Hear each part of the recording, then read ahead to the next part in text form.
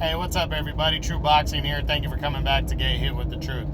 So today, doing the What's Next on Lawrence Okolie, the reigning and undefeated WBO cruiserweight champion of the world. He fought on the Anthony Joshua Alexander Usyk undercard and scored an impressive second or third round TKO over Dilan Presovic.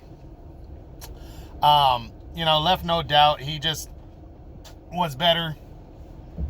He was bouncing back off his career best win against Krzysztof Kowalski, where he captured the vacant title earlier this year in March, and now is pushing forward. Presovic was his mandatory, and now after defeating his mandatory, he wants to fight.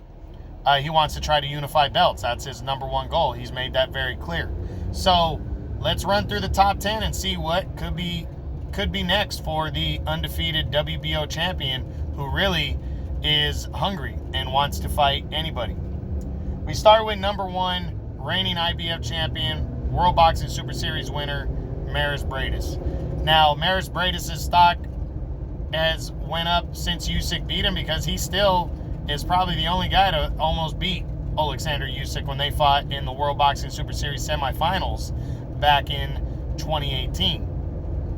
So Briedis since then has won season 2 of the World Boxing Super Series, defeating Junior Dorticos when he came in an underdog in that fight, and is the reigning IBF champ. He flirted with possibly moving up to heavyweight in his next fight, but has decided to stay at cruiserweight for the time being, and he's taking on Arthur Mann later this month, October 16th, and if he's victorious, I think it's possible. I mean, I think it makes more sense for Briedis to do this than anything else, unless he really believes he can jump into the heavyweight division and make an impact right away.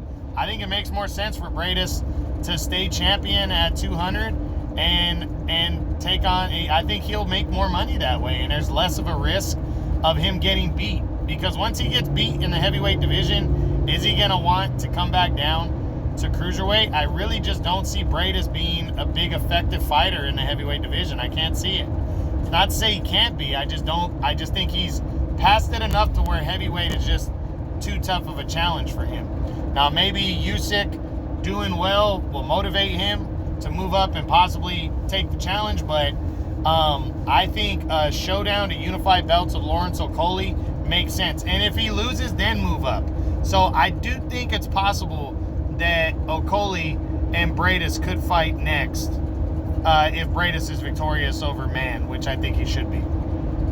Number 2, Junior Dorticos, the former two-time world champion.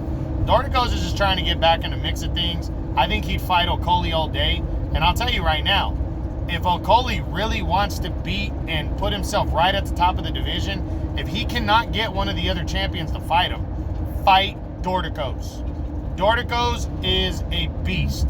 That dude has laid people out. He's got heavyweight power, and he's somewhat of a name. He went to the finals of the World Boxing Super Series season 2 against Briedis and lost, and his only other loss was in the semifinals of season 1 to Gassiev in that great fight where he got stopped in the last round. So Dorticos is a full workload, but if Okolie really wants to put his name on the map in the cruiserweight division, then a win over Dorticos would be huge. And I think Dorticos would take the fight, because Dorticos wants to climb right back to the top of the division, and Dorticos knows he's got the power to knock out anybody. So I think he would go for it. So if I'm Okolie, yeah, absolutely, go after the champions first. But Dorticos is sitting right there still at the top of the division, and it's a very credible win. So I think it's an option for Okolie to consider Junior Dorticos, the former champ. Number 3 is WBC champion Olunga Macabu. Would love to see the fight, but I'm pretty sure Macabu has at least one mandatory due. Now, I'm sure he's going to fight here's the original story. Macabu was supposed to, the WBC ordered him to make 2 mandatory defenses after an optional defense that he had last December. He knocked out Duradola in that optional defense, and I thought by now he'd at least get one of his mandatories out of the way. Now, they're both rematches for the guy.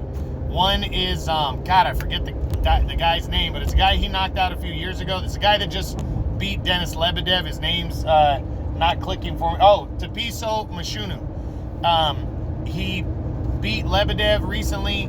He's been winning fights recently, and he got knocked out years ago against Macabu.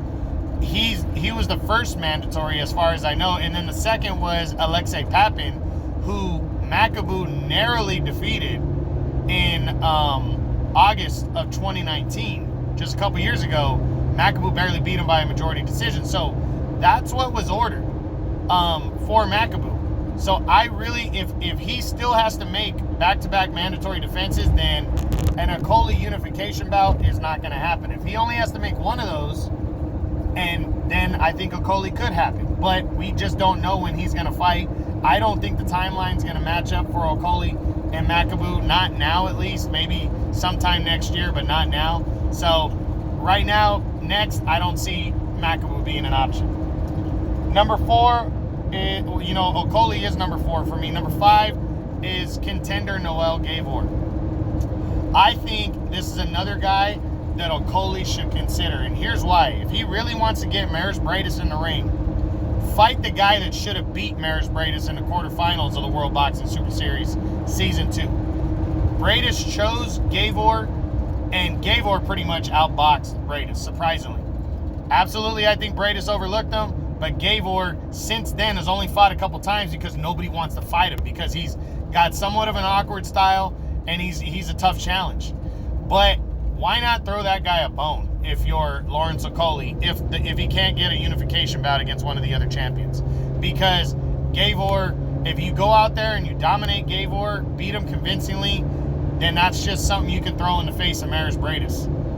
So I think Okolie, it's another contender you need to consider right here, because it would just build your resume, and that's what Okolie should be trying to do right now. Unifying belts and build your resume. Okay, number 6 is Alexei Papin.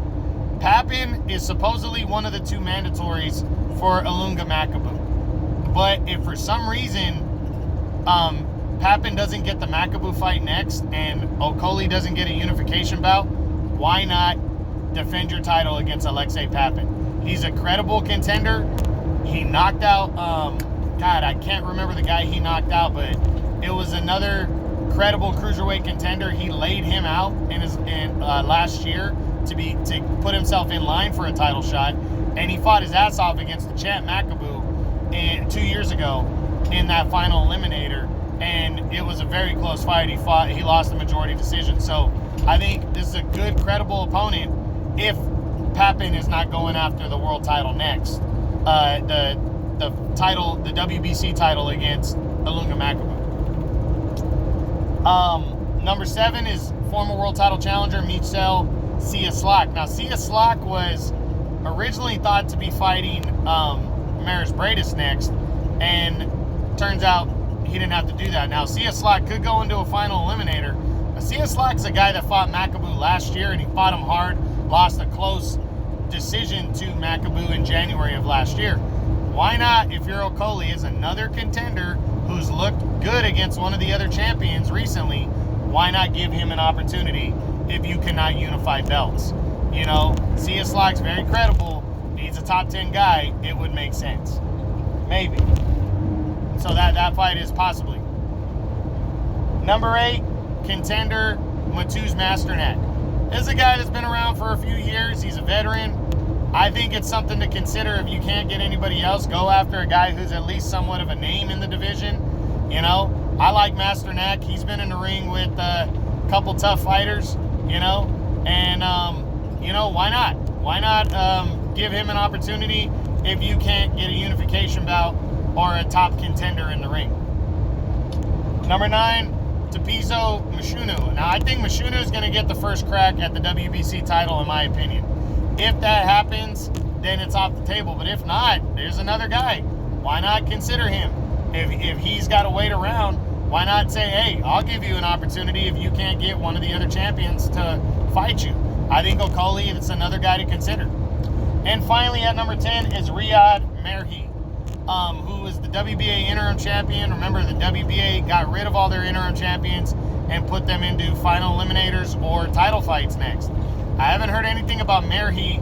I know Gulamarian, the champion, got ordered to take on one of the other guys who is sitting at the top of the division. I forget the guy's name off the top of my head. But Margie, you know, he's only lost one time in his career. He's a solid fighter. And Okolie should consider anybody in the top 10. So, all that being said, with Lawrence Okolie, what do I think he should do next? Absolutely go after one of the champions. I don't think Gulamarian or Macabu is going to be available next. So, really push for the fight with Maris Bradis. But if you can't get the Maris Bradis fight, if Okolie can't get that fight, I think Junior Dorticos is a prime opponent for him to fight. I really think Noel Gavor, Alexei Papin, and Michel Siaslak are 3 good, solid contenders that he should consider. And then the next tier down is like Mateusz Masternak and Riyadh Margie, you know. But the options are there. Eddie Hearn will pay for anybody to come and fight Okolie.